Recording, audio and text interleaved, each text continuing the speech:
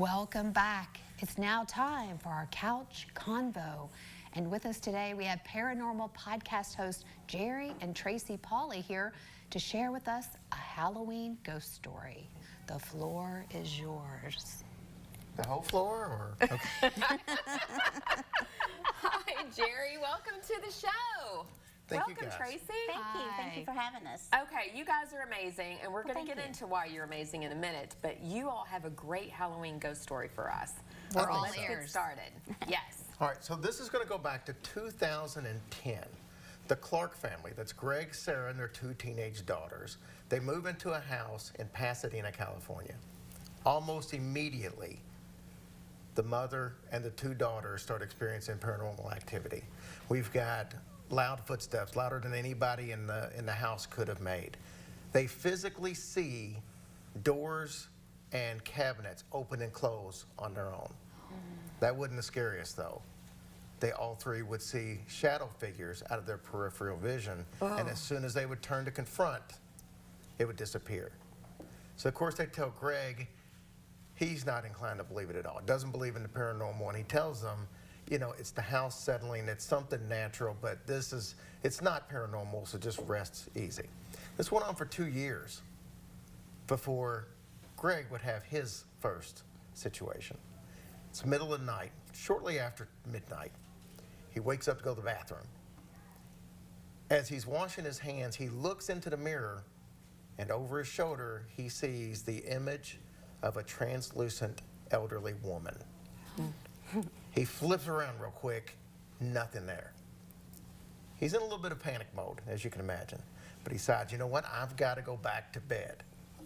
He goes and lays down, and just as his mind stops racing, he feels an invisible entity press down on his chest and pin him to the bed. Wow. Not just a little bit of pressure, like I can't move pressure.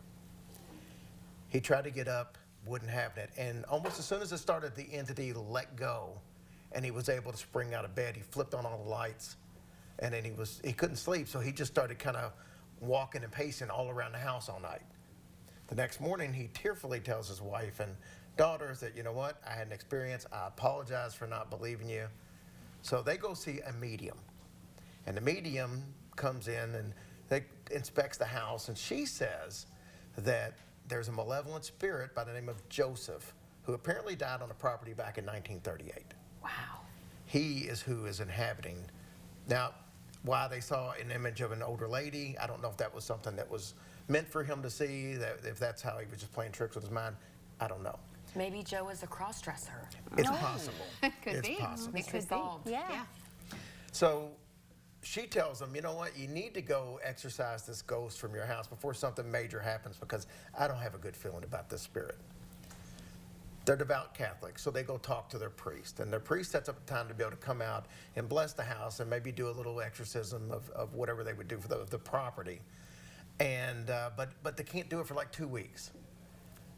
In the meantime, that following Saturday, their 19-year-old teenage daughter, Emily, was taking a shower. The door violently slams open. Something invisible grabs her, drags her kicking and screaming to the living room, and just drops her. Ugh. Greg and Sarah come home and find her about 30 minutes later. She's in the fetal position, in the floor, just sobbing. Now, physically, other than being shaken up, she seemed to be completely fine. But that was enough for the family to just pick up and leave the house that day. They left all their belongings and never went back ever. Wow. Wow. So this is a true scary. story. This is a true story. Yes. Oh my gosh. Okay, well, I'm thoroughly creeped out now. That's why you should never take a shower. And never look in a mirror, right? Okay, well, thank you for sharing that very scary story. I won't be able to sleep tonight. But tell us, you have the #1 podcast for the paranormal. It's called Hillbilly Horror Stories. Why do you think it's been so successful? I think it's successful because we're personable. You know, we have been big advocates for mental health. I think people relate for that. I think they like the fact that we're an open book. We try to, everybody knows everything that's going on in our life, and everything from, you know, our pets to our grandkids to our daughter that's been on the show. So I think people can relate to us, and that's why. Well, we think you guys are awesome. We used to have you on our show when we had a podcast. And you have amazing hair, Tracy. Thank You look you. fabulous today for Halloween. Thank you. And you guys are a husband and wife duo. Yes, So ma'am. what's it like doing your podcast together? It's awesome, actually. I did not know very much about the paranormal, never really even thought about it, to be honest. And I just kind of, I guess, say lucked into being able to be his co-host, even though we're married. But it gives us a lot of quality time together. We get to travel a lot. We're very blessed.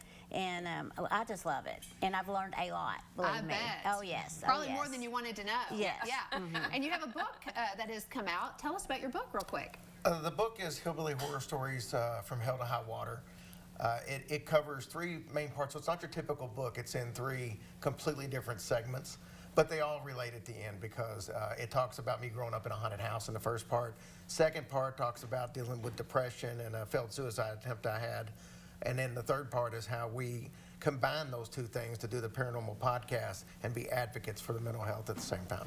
I love your own fantastic. story. It's so great. Everybody has to check you guys out. Yeah. All of the information's on the screen. You guys are going to have to come back. Happy Halloween.